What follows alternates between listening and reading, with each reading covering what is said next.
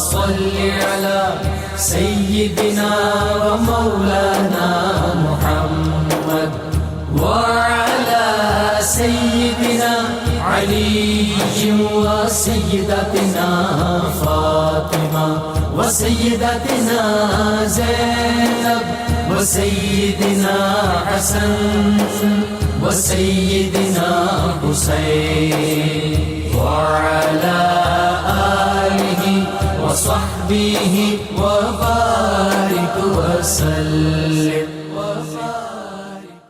اللهم صل على سيدنا ومولانا محمد صاحب التاج والمعراج والبراق والعلم دافع البلاء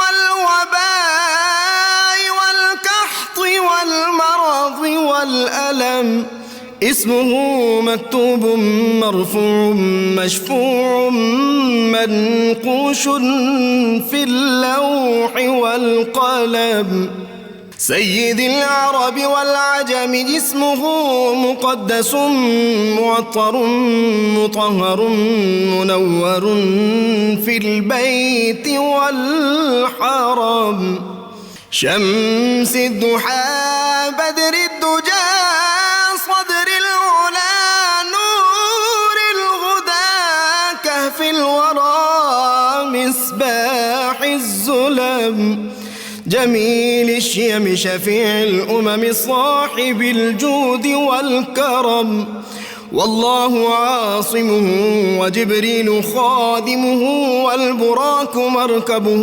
والمعراج سفره وفوق سدرة المنتهى مقامه وقاب قوسين مطلوبه والمطلوب مقصوده والمقصود موجود سيد المرسلين خاتم النبيين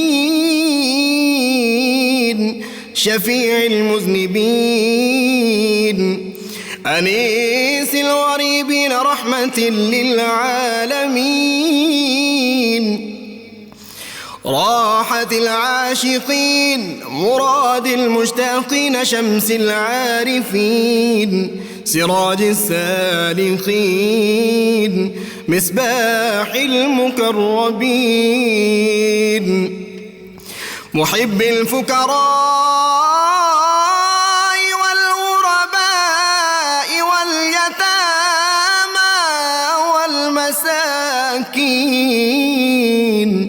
سيد الثقلين نبي الحرمين إمام القبلتين وسيلتنا في الدارين صاحب قاب قوسين محبوب رب المشرقين ورب المغربين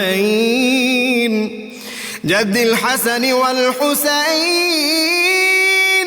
مولانا ومولى الثقلين سيدنا أبي القاسم محمد بن عبد الله نور من نور الله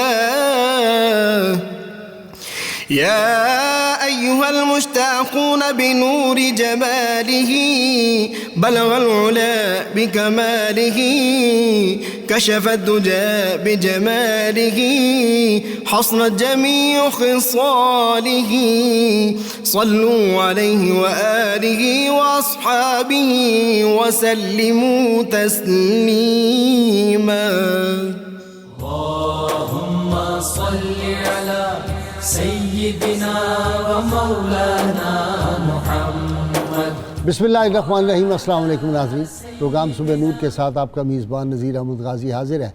नाज़रीन किराम, हज़रत अबू अनीस मोहम्मद बरकत अली साहब रहमहुल्लाह की मशहूर तालीफ़ अस्माउन नबील करीम सल्लल्लाहु अलैहि वसल्लम से एक इसम मुबारक पढ़ने की सआदत हासिल कर रहा हूँ। सैयदना अल आबिदु सल्लल्लाहु अलैहि वसल्लम, हमारे सरदार अल्लाह ताला की इबादत फरमाने वाले, दुरूद व सलाम भेजे अल्लाह आप सल्लल्लाहु अलैहि वसल्लम, आपकी आले पाक और आपके सहाबा किराम पर। हज़रत अब्दुल्ला बिन अब्बास रदी अल्लाह अन्हु से मरवी है کہ رسول اللہ صلی اللہ علیہ وسلم اکثر یہ دعا فرمایا کرتے تھے، یا اللہ مجھے اپنا بہت زیادہ شکر گزار اور ذکر کرنے والا بنا، تجھ سے بہت زیادہ ڈرنے والا، تیری اطاعت کرنے والا، تیرے لیے مر مٹنے والا اور تیری ہی جانب رجوع اور انابت کرنے والا بنا۔ اے میرے پروردگار میری توبہ قبول فرما، میری حجت ثابت کر دے، میرے دل کو ہدایت دے، میری زبان راست فرما اور میرے سینے کو کینہ اور بغض جیسی لغزشوں سے محفوظ فرما۔ ناظرین کرام، اللہ کریم کہ آج ایک ایسے جلیل القدر پیغمبر کی ہم بات کرنے کی سعادت حاصل کر رہے ہیں، ان کی حیات پاک کا، حضرت سلیمان علیہ السلام۔ جناب سلیمان علیہ السلام کو ایک بات میں بنیادی عرض کر دوں کہ تاریخ عالم میں 4 اشخاص ایسے ہوئے ہیں، 2 مسلمان اور 2 کفار میں سے، جن کی پوری دنیا پر حکومت ہوئی۔ سیدنا سلیمان علیہ السلام اور دوسرے سکندر ذوالقرنین، یہ مسلمانوں میں سے تھے۔ کفار میں سے کہتے ہیں کہ نمرود اور دوسرا بخت نصر جو تھا، ان کی بھی پوری دنیا پہ حکومت تھی۔ لیکن سیدنا سلیمان علیہ السلام کا جو ہے اللہ تعالیٰ نے ان کو جو معجزات عطا فرمائے تھے، دنیا پہ تو ان کی حکومت ہی تھی، لیکن پرندوں پر بھی ان کی حکومت تھی، ہواؤں پر بھی تھی، فضاؤں پر بھی تھی، دریاؤں پر بھی ان کی حکومت تھی، اور حتیٰ کہ وہ جو تانبے کے چشمے بھی جاری ہوتے تھے اور تانبا بھی ان کے ہاتھ میں جس طرح وہ پگھل جاتا تھا۔ اللہ تعالیٰ نے ان کو اتنی طاقتیں اور قوتیں، انسان ہی نہیں جنوں پر بھی ان کی جو تھی وہ حکومت تھی۔ اور اللہ تعالیٰ نے قرآن حکیم میں فرمایا کہ ہم نے جناب داؤد اور جناب سلیمان دونوں کو حکمت اور علم عطا فرمایا۔ جناب داؤد علیہ السلام بھی جو تھے وہ بادشاہ تھے، اور جناب سلیمان علیہ السلام ان کے صاحبزادے اور یہ بھی بادشاہ تھے۔ میں ایک بات اپنے ذوق کی آپ سے کر دوں، جناب سلیمان علیہ السلام تمام انبیاء کا ہمیں احترام، ان سے پیار ہے، ہم ان کی عزت کرتے ہیں، چونکہ رحمت کونین صلی اللہ علیہ وسلم کے وہ سارے عشاق تھے۔ لیکن حضرت سلیمان علیہ السلام کا جب نامی اس میں گرامی آتا ہے تو میں ایک عجیب فرق محسوس کرتا ہوں۔ اس کی وجہ یہ ہے کہ اولڈ ٹیسٹامنٹ جو سانگز آف سولمن ہیں، ان کا ترجمہ بہت بڑے اسکالر تھے ہمارے پروفیسر عبدالستار غوری مرحوم، انہوں نے کیا، محمد صلی اللہ علیہ وسلم فور ٹولڈ ان بائبل، اور اس میں انہوں نے جو نعتیں حضرت سلمان علیہ السلام نے حضور صلی اللہ علیہ وسلم کی جو پڑھی تھی، وہ نعتیں جب آدمی پڑھتا ہے نا، حضور صلی اللہ علیہ وسلم کو جو سراپا اور عشق اس میں بیان کیا ہے، اور انہوں نے کہا ہے کہ حضور صلی اللہ علیہ وسلم میرے محبوب ہیں، تو میں نے وہاں وہ حصے پڑھے سانگز آف سولمن کے، اور ساتھ میں نے پیر میر علی شاہ صاحب کی نعت پڑھی، آج سکھ متراں دی ودھیری ہے، وہ اس میں جو حضور صلی اللہ علیہ وسلم کا سراپا بیان کیا گیا ہے۔ میں نے کہا کوئی فرق بتا دے، ایسے لگتا ہے کہ اس کا ترجمہ ہی انہوں نے کیا ہے۔ ناظرین کرام، اللہ تعالیٰ نے ان کو ہوا جو تھی مسخر کر دی گئی تھی، اور ان کا تخت جو تھا جناب سلیمان علیہ السلام کا، وہ تو آدمی پڑھ کے حیران ہو جاتا ہے، اس کی جو وسعت تھی، اور اس پہ 6 لاکھ کرسیاں رکھی جاتی تھیں، اور اس کی رفتار اتنی تیز تھی شاید آج کا کوئی جہاز اس کا مقابلہ کر سکے، اور پوری دنیا پر ان کی حکومت، اور پوری دنیا میں آپ کا تخت چلتا تھا، اور ساتھ ان کے وزیر مشیر، اور جب چلتے تھے تو ساتھ پرندے بھی چلتے تھے، ساتھ جنات بھی چلتے تھے۔ اللہ تعالیٰ نے ان کو اتنی قوتیں عطا کی تھی۔ اور پھر ملکہ سبا کا جو واقعہ قرآن حکیم میں آتا ہے، پھر حضرت آصف بن برخیہ جو ان کی امت کے ایک ولی تھے، ان کی طاقت، جنات کس طرح معاملات کرتے تھے۔ پھر اس میں یہ بتایا گیا کہ کمال کی بات یہ ہے کہ اتنی بڑی حکومت سلیمان علیہ السلام کی، اللہ تعالیٰ نے اتنی قوتیں، اتنے معجزات عطا فرمائے، جتنا مال و دولت تھا، دنیا کے خزانے سارے ان کے سامنے تھے، اور جنات کو حکم دیتے تھے وہ موتی اور جواہرات سمندر کی تہوں سے نکال کے لے آتے تھے، لیکن خود ٹوکریاں اپنے ہاتھ سے بنا کر بیچتے تھے، اور خود اس سے ہی کھاتے تھے۔ جو انکم آتی تھی سرکاری، جو خزانہ آپ کا تھا، وہ سارا غریبوں پہ خرچ کرتے تھے۔ اس میں ہمارے لیے بڑے اسباق ہیں۔ اور پھر جب سیدنا سلیمان علیہ السلام کی بارگاہ میں ملکہ سبا آئی، اس نے جو گفٹ بھیجے، اس میں ہمارے لیے کیا سبق ہے۔ آج جو ہمارے جو حکمران باہر جاتے ہیں، ان کو جو گفٹ ملتے تھے، پچھلے ہم نے ادوار دیکھے ہیں، وہ سارے گفٹ اپنے گھر لے جاتے تھے۔ وہاں سلیمان علیہ السلام کی بارگاہ میں جو گفٹ آئے، ان کا کیا آپ نے جواب دیا؟ اس میں کیا حکمتیں ہیں؟ جب حکومت آتی ہے تو پھر کیا معاملات ہوتے ہیں؟ اللہ کے نبی کی قوت اور طاقت کتنی ہوتی ہے۔ اللہ کے نبی جو ہیں وہ جنات کی بات بھی سنتے ہیں، پرندوں کی بولیاں، ان سے گفتگو، حتیٰ کہ چونٹی کی آواز بھی سن لیتے ہیں۔ اللهم صل على سيدنا ومولانا محمد وعلى سيدنا علي وسيدتنا فاطمة وسيدتنا زينب وسيدنا حسن وسيدنا حسين وعلى آله وصحبه وبارك وسلم.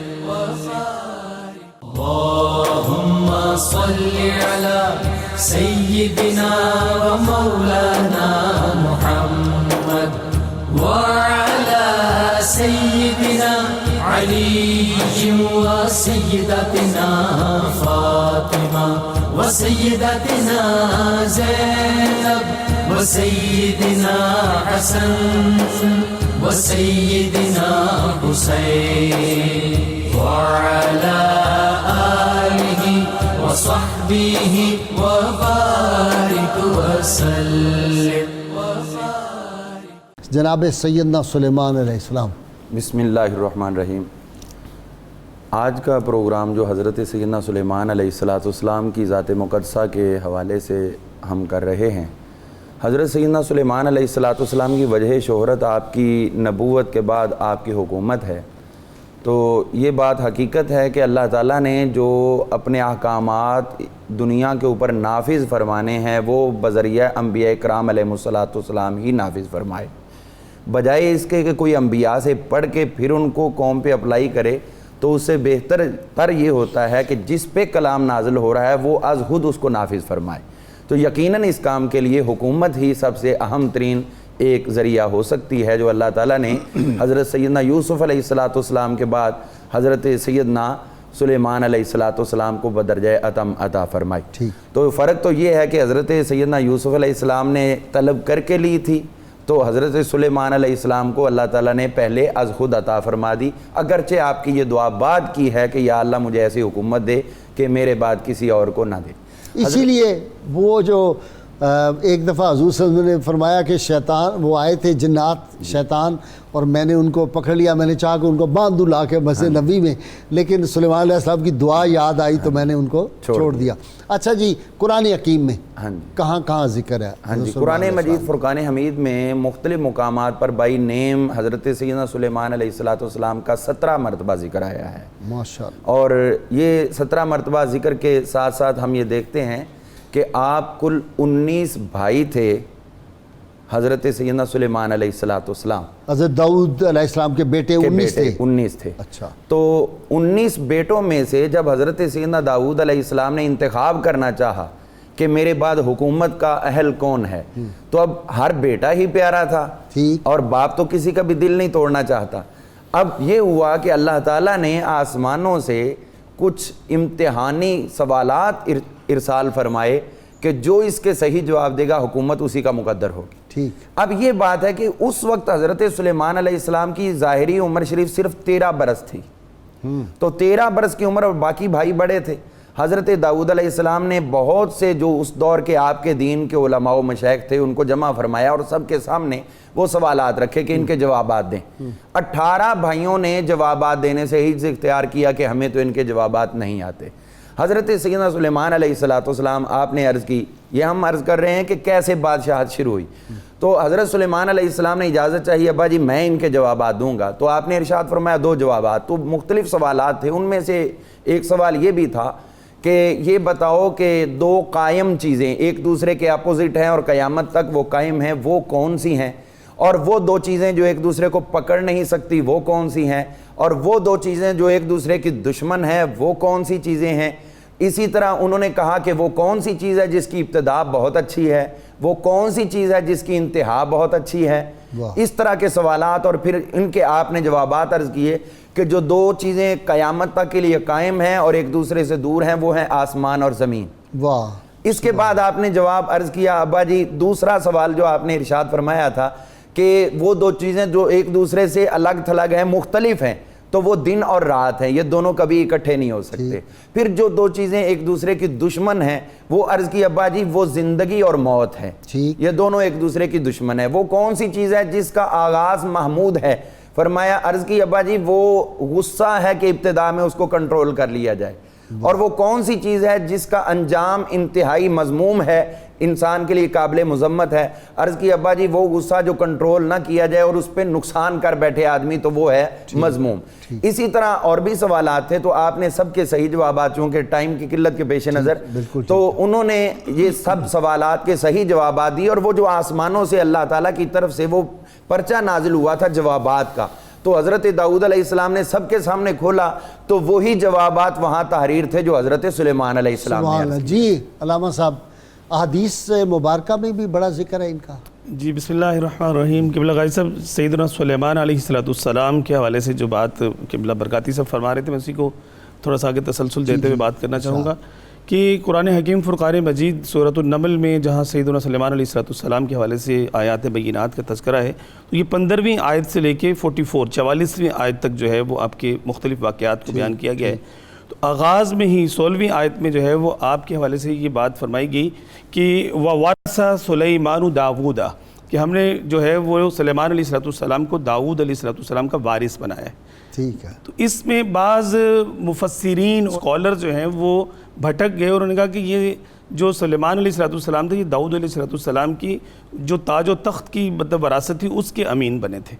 تو ہمارے جو علماء ہیں انہوں نے اس کو بڑا علمی طور پہ مطلب گفتگو کرتے ہوئے فرمایا کہ انبیاء کرام علیہ السلام جو ہیں ان کی وراثت علم و حکمت ہوا کرتی ہے، فہم و دانش ہوا کرتی ہے، جو ہے وہ عرفان و فراست ہوا کرتی ہے، نہ کہ مال و دولت ہوا کرتی ہے۔ اگر مال و دولت کی وراثت کی بات ہوتی تو وہ پھر 19 کے 19 سارے وارث بن جاتے، جیسے کہ برکاتی صاحب فرما رہے تھے۔ بہت اچھا، کیونکہ آپ علم و حکمت کا جو ہے وہ آپ نے فیضان آگے لوٹایا، تو سیدنا سلیمان علیہ السلام کا انتخاب جو ہے وہ علم کے اعتبار سے ہوا۔ اور اسی آیت مبارکہ کو آگے جب ہم پڑھتے ہیں تو آپ اللہ تبارک تعالیٰ کی تحمید و ثنا جو ہے وہ بیان کرتے ہوئے یہی فرماتے ہیں وَقَالَ يَا أَيُّهَا النَّاسُ عُلِّمْنَا مَنْطَقَ الطَّيْرِ وَأُوتِينَا مِنْ كُلِّ شَيْءٍ إِنَّ هَذَا لَهُ الْفَضْلُ الْمُبِينُ، کہ اللہ تعالیٰ نے مجھے یہ علم جو ہے یہ عطا فرمایا، یہ بڑا فضل ہے اس کا۔ یہ اس بات کو مطلب سمجھنے کی ضرورت ہے۔ اور دیکھیں کہ انبیاء کرام علیہ السلام، حضور علیہ السلام، آپ نے حدیث پاک کی بات کی، پیارے آقا صلی اللہ علیہ وسلم کا فرمان ہے کہ انبیاء کرام علیہ السلام جو ہے ان کی وراثت علم و عرفان ہوا کرتا ہے۔ ہم نبی جو ہے وہ مال و دولت کی وراثت نہیں چھوڑ کر جاتے ہیں۔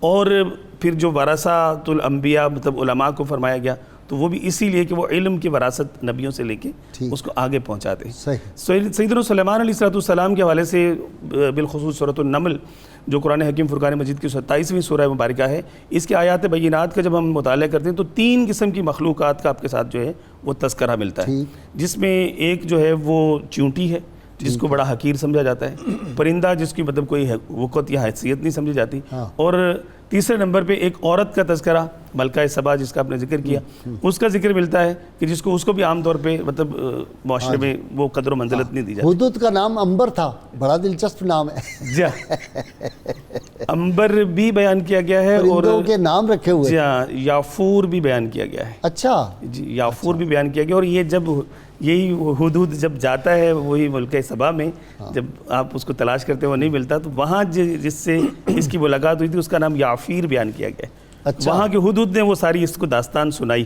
اور وہ داستان سن کے پھر یہ سیدنا سلیمان علیہ السلام کی خدمت میں آ کے اس نے وہ سارا واقعہ جو آپ چونٹی کی بات کر رہے ہیں۔ جی ہاں، تو چونٹی سے جو سورہ نمل کا مطلب یہ چونٹی ہے، تو سیدنا سلیمان علیہ السلام کا لشکر جو ہے وہ آپ جیسے مطلب انٹرو میں بھی آپ نے فرمایا کہ ایک بڑا کثیر لشکر ہوا کرتا تھا۔ آپ کے لشکر میں جنات، انسان، وحشی جانور اور پرندے یہ سارے ہوتے تھے، اور آپ کے بارے میں آتا ہے کہ 100 جو فرسخ پر جو ہے وہ آپ کا لشکر جو ہے اس کی مطلب ہجوم ہوتا تھا۔ ایک فرسخ 3 میل کا بیان کیا گیا ہے۔ ظاہر ہے جب 600 کرسیاں لگتی ہیں اس پہ تخت پہ تو پھر وہ جی ہاں، وہ تو آپ کے تخت کے عالم میں اس میں 100 محلات بھی تھے اسی تخت پہ اوپر، اور وہ سارے معاملات تھے۔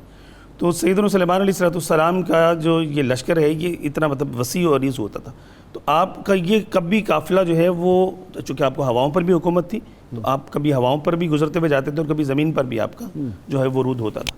تو اس جو واقعہ جو نمل کا واقعہ ہے، جس کی وجہ سے سورہ کا نام بھی جو ہے وہ نمل رکھا گیا، یہ وادی نمل جو ہے اس کے متعلق مفسرین نے لکھا کہ یہ طائف کے آس پاس کا کوئی مقام یا ملک شام کے بارے میں بھی بیان کیا گیا ہے۔ تو سیدنا سلیمان علیہ السلام اپنے قافلے کو لے کر جب وہاں مطلب آپ گزرنے لگے تو 3 میل یعنی 1 فرسخ کے فاصلے سے چونٹی، جو چونٹیوں کی ملکہ تھی، اس کا نام بھی جو ہے وہ مختلف اس میں بیان کیا گیا ہے کہ اس چونٹی کا نام بھی مفسرین نے بیان کیا، جی ہاں، منذرہ یا طاخیہ بیان کیا گیا ہے۔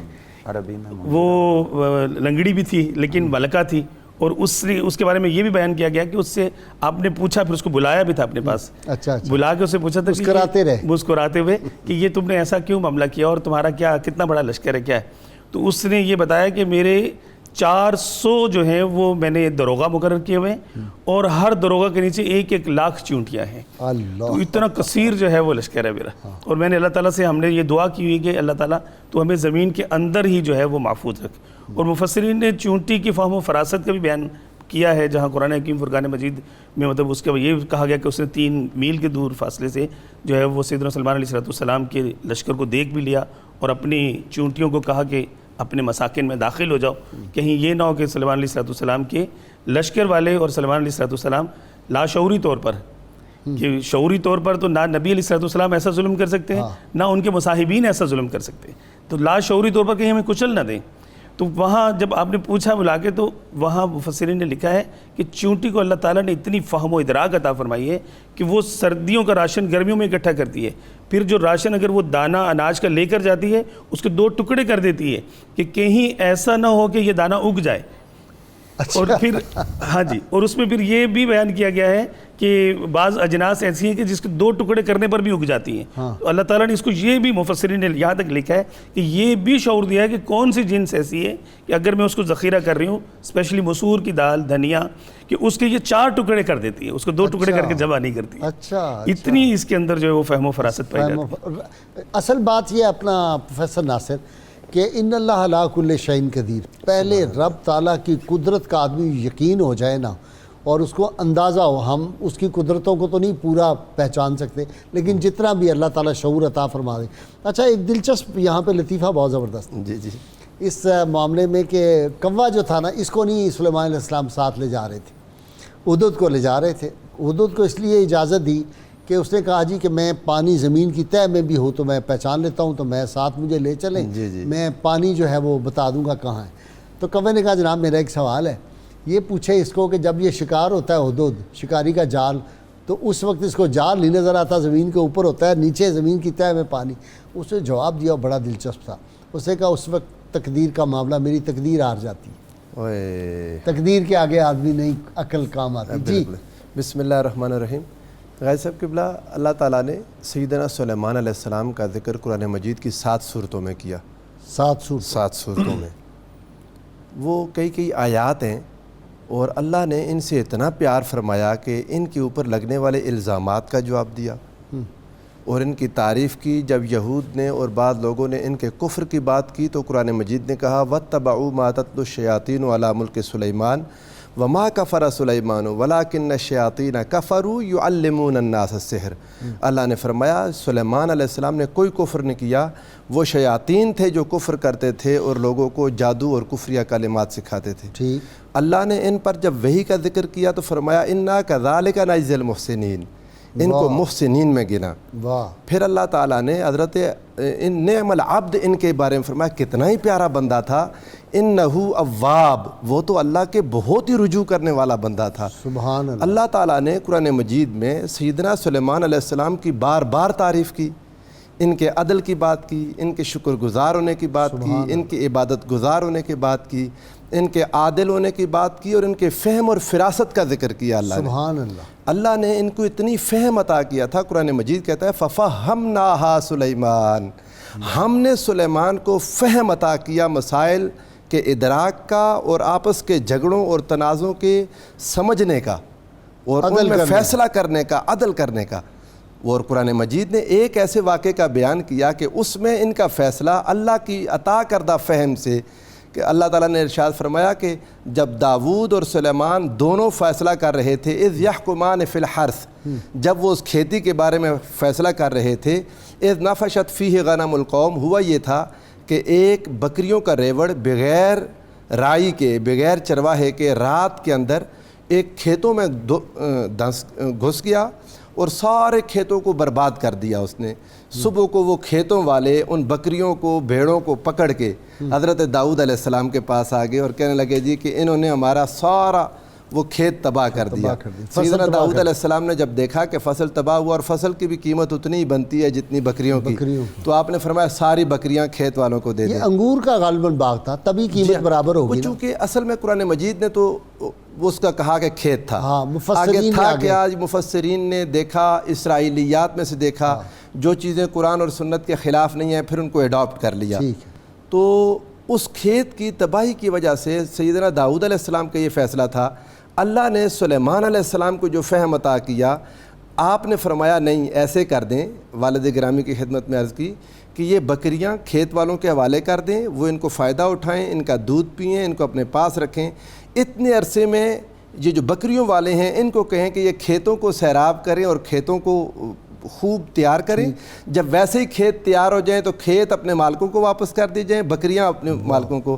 اللہ فرماتا وَكُنَّا لِحُكْمِهِمْ شَاهِدِينَ، ہم اس فیصلے کو خود اپنی نگاہوں سے دیکھ رہے تھے اور گواہ ہم خود تھے۔ اللہم صلی علی سیدنا و مولانا محمد وعلی سیدنا علی و سیدتنا فاطمہ و سیدتنا زینب و سیدنا حسن و سیدنا حسین وعلى آله وصحبه وبارك وسلم اللهم صل على سيدنا ومولانا محمد وعلى سيدنا علي وسيدتنا فاطمة وسيدتنا زينب وسيدنا حسن وسيدنا حسين وعلى آله وصحبه وبارك وسلم۔ مجھے یاد آ رہا ہے کہ حسن یوسف دم عیسیٰ ید بیضا داری آنچ خوبہ ہما دارن تو تنہا داری۔ رحمت کونین صلی اللہ علیہ وسلم کو سارے انبیاء کو جو معجزات دیے وہ سارے کسی نہ کسی شکل میں رحمت کونین صلی اللہ علیہ وسلم کو اللہ نے عطا کی۔ ایسی بات ہے جی؟ اصل میں یہ تھا نا کہ اللہ تعالیٰ اس امت کو جو آپ کی تھی قیامت تک کے لیے یہ بتانا اور دکھانا چاہتا تھا کہ جس نے جس نبی کا جلوہ دیکھنا وہ صرف اپنے نبی میں دیکھے۔ ٹھیک، آقا کی طرف دیکھو، ہر نبی کا جلوہ نظر آئے گا۔ تو اب یہ دیکھیے کہ حضور صلی اللہ علیہ وسلم کے تمام انبیاء کے ساتھ یہ معجزات جو ہیں وہ نظر آتے ہیں اور بلکہ بدرجہ اتم نظر آتے ہیں۔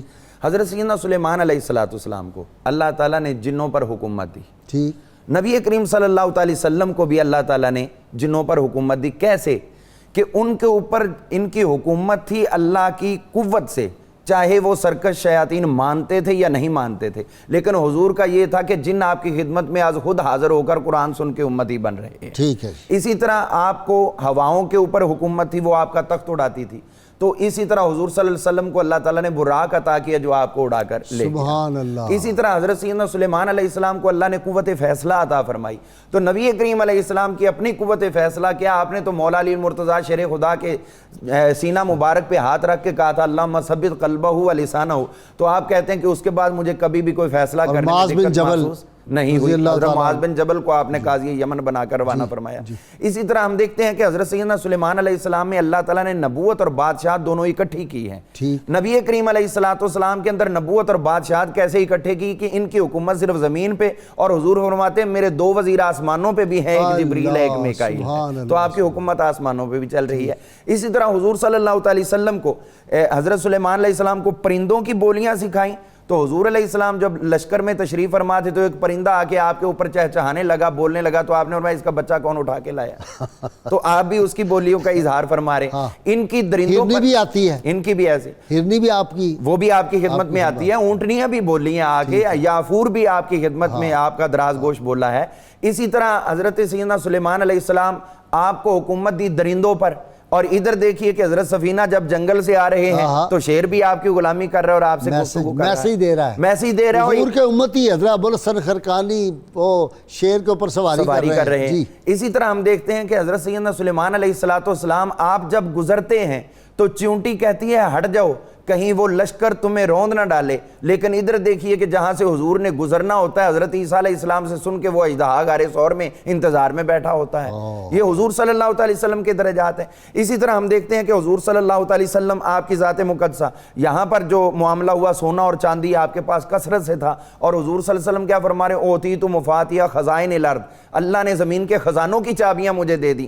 تو بہت سے خزانے ایسے تھے جو دفینے رہ گئے، حضرت سلیمان علیہ السلام وہاں تک رسائی نہ پا سکے کیونکہ حکومت زمین کے اوپر تھی، لیکن حضور صلی اللہ علیہ وسلم کو تو زمین کے اندر بھی اللہ نے دفینوں کے اوپر بھی حکومت عطا فرمائی۔ نکل رہے ہیں اب تک جدھر آپ نے اشارہ کیا وہاں سے اب تک نکل رہے ہیں۔ اسی طرح ہم دیکھتے ہیں حضرت سیدنا سلیمان علیہ السلام کے والد محترم حضرت داؤد علیہ السلام جب پڑھتے تھے تو آپ کے ساتھ پہاڑ بھی پڑھتے تھے، اور ادھر حضور علیہ السلام دستے مبارک میں کنکریاں لیتے تو وہ بھی تسبیح پڑھنا شروع کر دیتی ہیں۔ آپ نے جو جب آ کے اس نے کہا تھا حضور کے امتیوں کی آواز، ابی بن کعب ایسے تھا، فرشتے لہن داؤدی ان کو عطا ہوا تھا وہاں عبداللہ بن مسعود۔ ہاں جی، ہم یہ کوئی ایک دوسرے کا مماثلت تو نہیں کرتے، لیکن یہ ضرور عرض کرتے ہیں کہ اس امت کو کیا کیا عطائیں ہوئی ہیں۔ کیا ہوا کہ حضرت داؤد علیہ السلام کے ساتھ صرف پہاڑ اور پرندے تھے، اور ادھر حضرت ابی بن کعب اور دیگر صحابہ جب پڑھتے تھے تو اللہ کے فرشتے بھی نازل ہو جایا کرتے تھے۔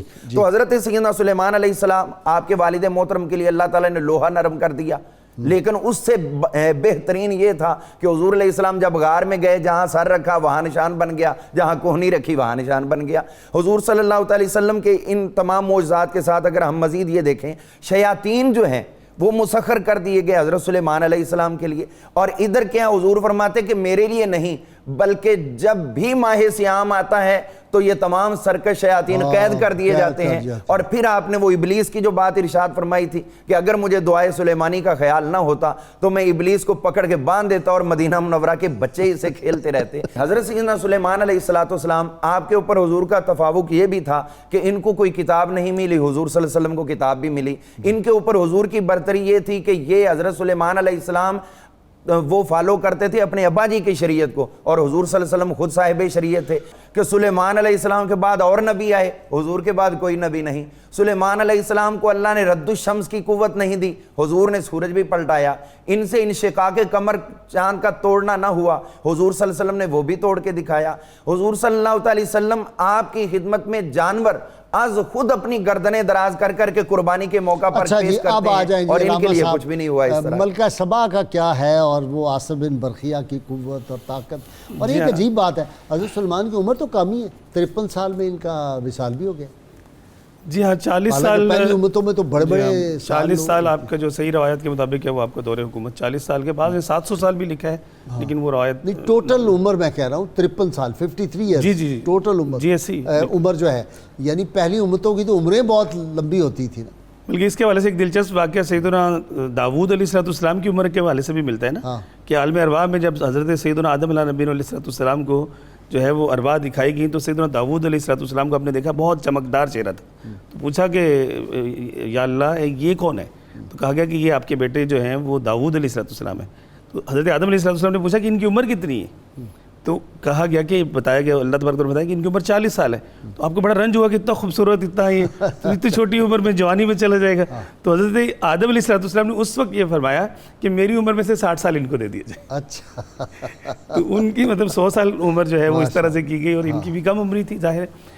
اس میں قبلہ غازی صاحب حضرت سلیمان علیہ السلام کا ملکہ سبا کے حوالے سے جو واقعہ ہے اس کا آغاز ہدہد کے واقعے سے اصل میں ہوتا ہے کہ جب آپ کا لشکر جو ہے وہ ظہر کی نماز کے وقت جو ہے وہ ملک یمن میں پڑاؤ کرتا ہے، اور آپ کچھ دیر استراحت فرمانے کے بعد جب بیدار ہوتے ہیں تو آپ کو پانی کی ضرورت پڑتی ہے، تو آپ اپنے تخت سے نیچے تشریف لاتے ہیں۔ جب نیچے تشریف لاتے ہیں تو پانی کا انتظام موجود نہیں ہے، تو جیسے آپ نے انٹرو میں بھی کہا کہ وہ حدود کی ذمہ داری تھی، وہ انجینئر تھا، وہ پانی کا جو نشاندہی کرتا تھا، جیسے وہ آ کے اپنی چونچ لگاتا تھا جس مقام پہ، پھر جنات کو آرڈر ہوتا تھا اس کو فوراً کھود دیتے تھے اور وہاں سے پانی کا انتظام ہوتا تھا. تو پانی کا انتظام نہیں تھا تو پوچھا گیا کہ مطلب کدھر ہے حدود کدھر ہے. یا پھر دوسرا کچھ مفسرین نے یہ بھی لکھا کہ آپ جب آرام فرماتے تھے تو پرندے آپ پر سایہ کر دیتے تھے. ہاں نہیں وہ تو سارے لشکر پہ پرندے سایہ. جی پورے لشکر پہ. تو وہ جس مقام پر حدود نے مطلب اپنا حصہ ڈالنا تھا سایہ کرنے کے لیے، وہاں سے دھوپ آ رہی تھی. تو آپ نے اس سے نشاندہی بھی حاصل کی کہ وہ حدود کدھر ہے. بہرحال حدود کو جب طلب کیا گیا تو اس کے بارے میں بھی طویل روایات ملتی ہیں. گدھ سے کہا گیا، گدھ نے تلاش کیا، اس نے کہا مجھے تو کچھ نہیں ملا.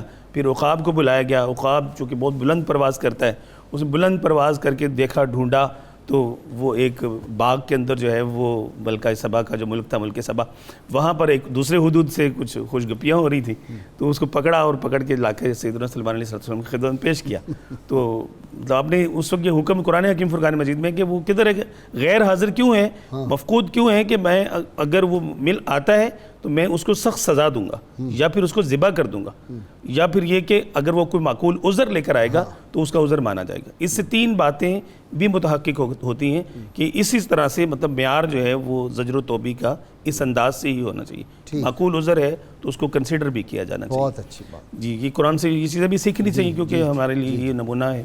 اللهم صل على سيدنا ومولانا محمد وعلى سيدنا علي وسيدتنا فاطمة وسيدتنا زينب وسيدنا حسن وسيدنا حسين وعلى آله وصحبه وبارك وسلم. اللهم صل على سيدنا ومولانا محمد وعلى سيدنا علي وسيدتنا فاطمة وسيدتنا زينب وسيدنا حسن وسيدنا حسين وعلى آله وصحبه وبارك وسلم. اچھا جی، اپنا وہ والی بات کیا ہے کہ گھوڑے ذبح کیے آپ نے وہ سارے؟ بسم اللہ الرحمن الرحیم. وہ اللہ تعالیٰ نے قرآن مجید میں بیان کیا. دراصل اس واقعے میں بھی قرآن پاک کے محض الفاظ پر رہا جائے یا تفاسیر کو ساروں کو ساتھ لیں تو بہت زیادہ لمبی تفصیلات ہیں کہ سیدنا سلیمان علیہ السلام کے پاس اذ عرض علیہ بالعشی الصافنات الجیاد، بہت شاندار گھوڑے تھے. شام کے وقت میں یعنی سیکنڈ پیر میں ان کے پاس لائے گئے تو آپ ان کو دیکھنے لگے تو دیکھتے، چونکہ وہ جہاد کے لیے تیار کیے تھے، شیاطین سے بھی جہاد، دشمنوں سے جہاد، تو ان کو دیکھتے آپ کو اتنے پسند آئے اور اتنے پیارے لگے کہ ان کو دیکھتے دیکھتے آپ کی جو عصر کا وقت تھا اس میں کوئی نماز ان کے لیے مسنون ہوگی یا کوئی ذکر اذکار ہوں گے. قرآن پاک نے کوئی نہیں ذکر کیا. فرمایا حتی توارت بالحجاب، کہ سورج غروب ہو گیا. حالانکہ سورج کا بھی نام نہیں ہے. اس میں بھی دو تفسیریں ہیں کہ یا تو سورج غروب ہو گیا یا ان گھوڑوں کو دوڑایا اور وہ نظروں سے گم ہو گئے، دور تک دوڑ گئے.